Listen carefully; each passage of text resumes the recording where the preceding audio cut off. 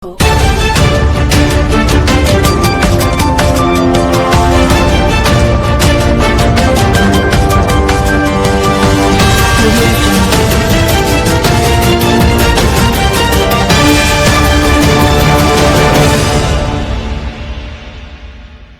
નગરમાં હનુમાન જયંતીની ભવ્ય ઉજવણી જય શ્રી રામના ગુંજતા જયઘોષ વચ્ચે ભક્તિમય।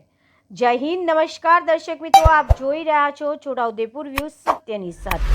બોડેલી નગર સહિત સમગ્ર વિસ્તારમાં હનુમાન જયંતીની ધાર્મિકતા સાથે રંગે ચંગે ઉજવણી કરવામાં આવી। જગતના 7 ચિરંજીવીઓમાં ગણાતા શ્રીરામ ભક્ત હનુમાનજીનો જન્મ ચૈત્ર સુદ પૂનમના પાવન દિવસે થયો હતો।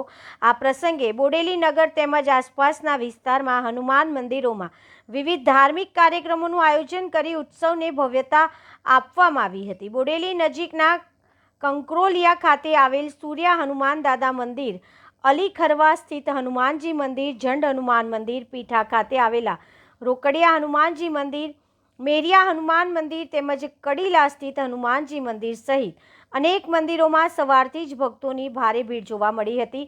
ભક્તોએ દાદાના દર્શન કરી પૂજા અર્ચના સાથે હનુમાન ચાલીસા અને સુંદરકાંડના પાઠ કરીને ભક્તિભાવ વ્યક્ત કર્યો હતો। પવનપુત્ર કેસરી નંદન અને અષ્ટસિદ્ધિ નવનિધિના દાતા એવા હનુમાન દાદાના દર્શન કરીને ભક્તોએ પોતાને ધન્યતા અનુભવ્યા હતા। સવારથી જ મંદિરોમાં જય શ્રી રામના જયઘોષથી સમગ્ર વાતાવરણ ભક્તિમય બની ગયું હતું। આ અવસરે અનેક સ્થળોએ મહાપ્રસાદીનું આયોજન કરવામાં આવ્યું હતું। ખાસ કરીને ઝંડ હનુમાન મંદિર ખાતે ભક્તો દ્વારા કેક કાપી અનોખી રીતે હનુમાન જયંતીની ઉજવણી કરવામાં આવી હતી, જે ભક્તોમાં ખાસ આકર્ષણનું કેન્દ્ર બની રહી હતી। Bureau report Virendrasinh Desai, Bodeli, Chhota Udepur.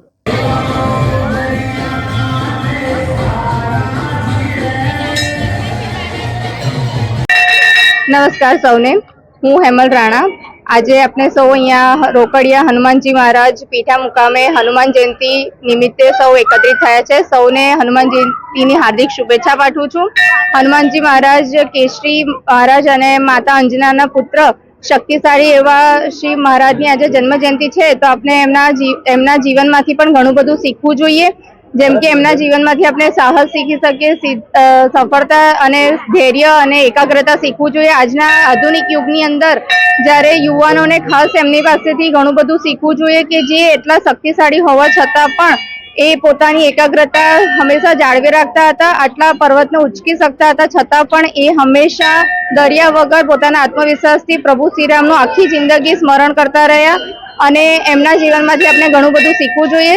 અને હનુમાન જયંતિના નિમિત્તે આ 2004થી આ પીઠા મુકામે દર વર્ષે અહીંયા ભાવિ ભક્તો પ્રસાદીનો લાભ લેવા માટે આવે છે, ભક્તો દર્શન કરે છે અને ભગવાનની કૃપા મેળવે છે। સાથે સાથે આ બોડેલી તાલુકાના આજુબાજુના ઘણા બધા ગામડાઓમાં પણ જન્મોત્સવ ઉજવાય છે હનુમાન જયંતિની, અને સાથે સાથે ભંડારાનું પણ આયોજન થાય છે અને લોકો ઘણી મોટી સંખ્યામાં એનો લાભ લે છે, પ્રસાદીનો લાભ લે છે। સાથે સાથે સૌ ભક્તોને નમ્ર વિનંતી કે હનુમાનજી મહારાજના જીવનમાંથી આપણે સૌ જે કંઈ મેળવીએ છીએ, ભક્તિને માત્ર પૂજાપાઠ સુધી સીમિત ન રાખતા એમના ગુણોને પણ આપણા જીવનમાં ઉતારીએ તો જ આપણે હનુમાન જયંતિની જે જન્મ જયંતિ ઉજવીએ છીએ એને સાચા અર્થમાં આપણે સાર્થક કરી શકીશું। ધન્યવાદ।